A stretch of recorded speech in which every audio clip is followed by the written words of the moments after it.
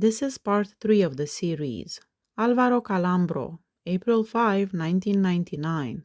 Calambro, a Vietnamese immigrant, admitted to killing 2 individuals at a Reno U-Haul company and was given the death penalty.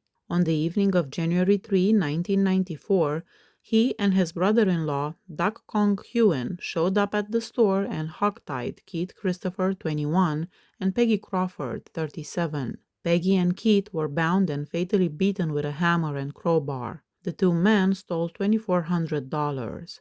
Both men were sentenced to death. A week after the arrests, Duck and Calambro's sister Maria made the suicide pact. On January 25, 1994, Maria gave their 4-year-old son Ben 20 sleeping pills, slit his right wrist and suffocated him, then took the blade to her own wrist and swallowed 40 sleeping pills. The woman recovered and is serving a life sentence for her son's murder in the Southern Nevada Women's Correctional Facility in North Las Vegas. Duck unsuccessfully tried to slit his wrists while in custody in Los Angeles the same day his son died and eventually hanged himself on December 26, 1995 with a bed sheet. Before his execution, Calambro enjoyed the same lunch as the other 872 prisoners, and his final meal was steak, rice, corn, apple pie, and Sprite at 6 p.m. The menu is restricted to foods that are available in the jail kitchen, even though he was given the option to choose. Calambro was watched by guards all day. According to reports, he spoke with one of his sisters, watched TV, and received communion. New prison-issued jeans and white laceless tennis shoes were also handed to Calambro, who wore them as he made the 20-step journey from his cell to the pale yellow, airtight execution room.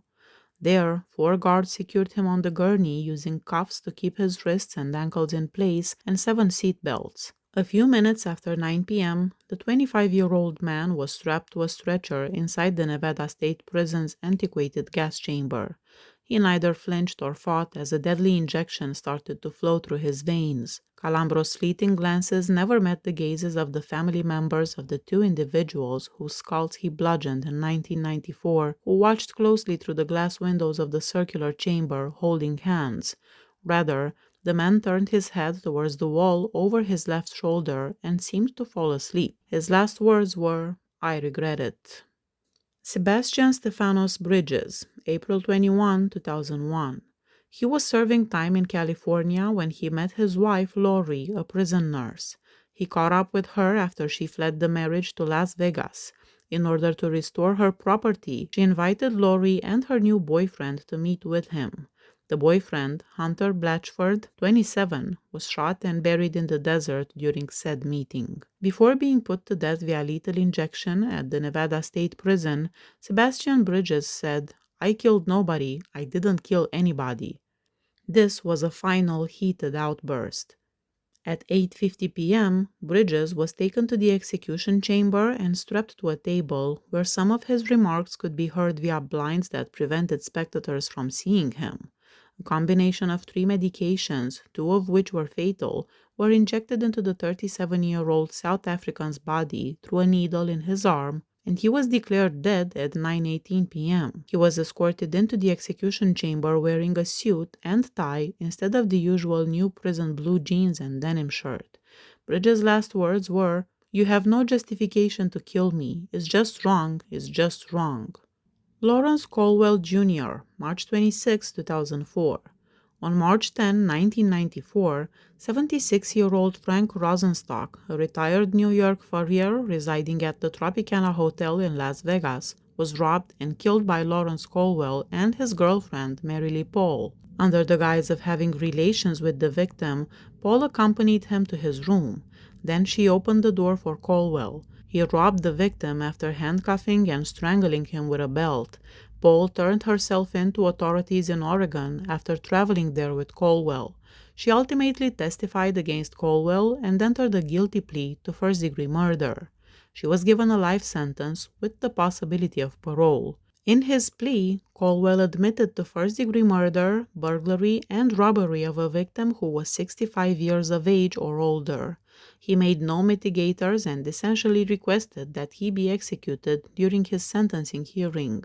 He had been planning to kill someone for weeks, Colwell said to the sentencing panel, and he killed Rosenstock for the kicks of it, I guess. Those were his words. But he stated that the murder was like taking a walk in the park, taking a drive down the street. He expressed regret for his actions. Colwell gave up all federal appeal rights and volunteered for execution when state appeals were unsuccessful.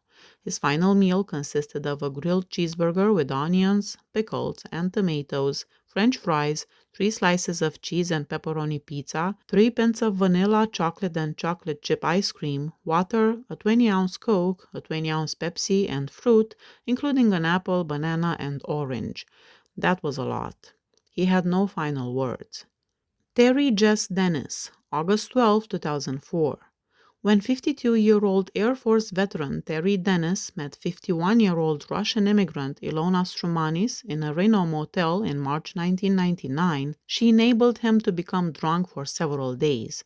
In his later comments to the police, Dennis claimed that 3 weeks prior he had thoughts about killing a woman.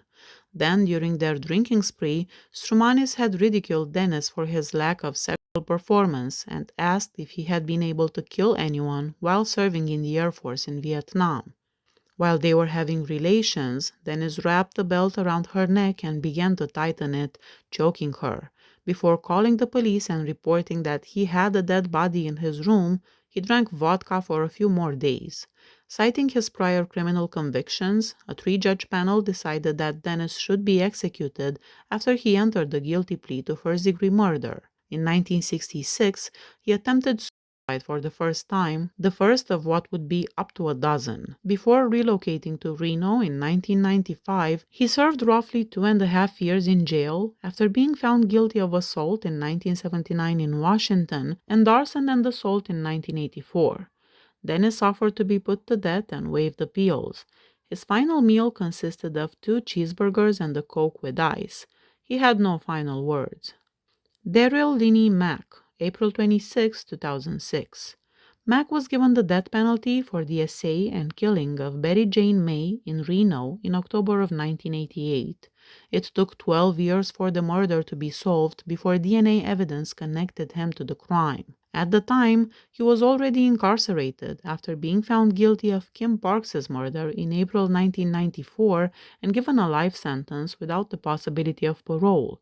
He was given a death sentence, demanded to be executed, and waived his appeals. The body of 55-year-old Betty Jane May was discovered in her basement room at a Reno, Nevada boarding home on October 28, 1988. Stephen Floyd, her neighbor, discovered the body.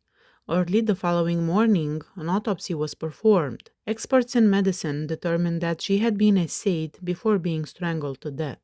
It would be 12 years before the murder was solved. A maid discovered the body of 35-year-old Kim Parks in a Reno motel room on April 8, 1994. Her own bra had been used to choke her to death. Parks was a frequent visitor to the motel and a prostitute, according to the police. Late on April 6, she had checked into the motel. She was slain on April 7, according to the autopsy. There was blood found at the crime scene that was not hers. Police were notified by a motel employee that they had spotted Parks and Mack there together. They obtained a sample of Mack's blood through a seizure order, and it matched the blood found at the scene of the crime. Mack was taken into custody and accused of murder. He claimed he did not murder Parks. He said he had an argument with her because she had allegedly stolen money from him. Although he initially denied ever being at the motel, the bedsheet's DNA evidence matched his. He was convicted of Parks' murder in October 1994 and given a life sentence without the possibility of parole. Another detective re-examined the unsolved murder of Betty Jane May while Mack was incarcerated and asked for DNA testing of some of the material. Bloodstains discovered on May's blouse and genetic material extracted from her body matched Mack's DNA profile. Mack was formally charged with first-degree murder in 2000. The state of Nevada requested the death punishment this time. Mack asked for a judge trial rather than a jury trial. On May 15, 2002, a 3-judge panel found Mack guilty and condemned him to death. He persisted in his denial of killing May. Mack willingly handed up all of his appeals shortly after receiving his death sentence. While awaiting execution, he declined to speak to the media and had stated in court that he would prefer to be put to death than to live out the rest of his days behind bars. On March 5, 2004, his execution was supposed to take place, but it was postponed until the court decided his legal appeals. The Supreme Court of Nevada halted it before it could be carried out on December 1, 2005. Mack's execution was rescheduled for April 26, 2006, after the stay was lifted in February of that year. Mack was put to death by lethal injection at Nevada State Prison on April 26, 2006. He became an Islamist in prison and read the Quran in his last hours. He had a fish fillet sandwich, French fries, and a soft drink for his last meal. At 9:06 p.m., he was declared dead, and his last words were, "Allah is great, Allah is great." After more than 17 years without an execution, Mack is still the most recent individual to be put to death by the state of Nevada as of 2024. In 2018, Nevada almost put convicted murderer Scott Dozier to death, but it was stopped. Later, in January 2019, Dozier committed suicide by hanging. Zane Floyd, the convicted mass murderer, was set to be put to death in Nevada on July 26, 2021. A federal judge, however, halted the execution. Floyd would have been the first person executed in Nevada in more than 15 years if he had been put to death. Please hit that subscribe button if you like my channel. See you next time. Bye bye.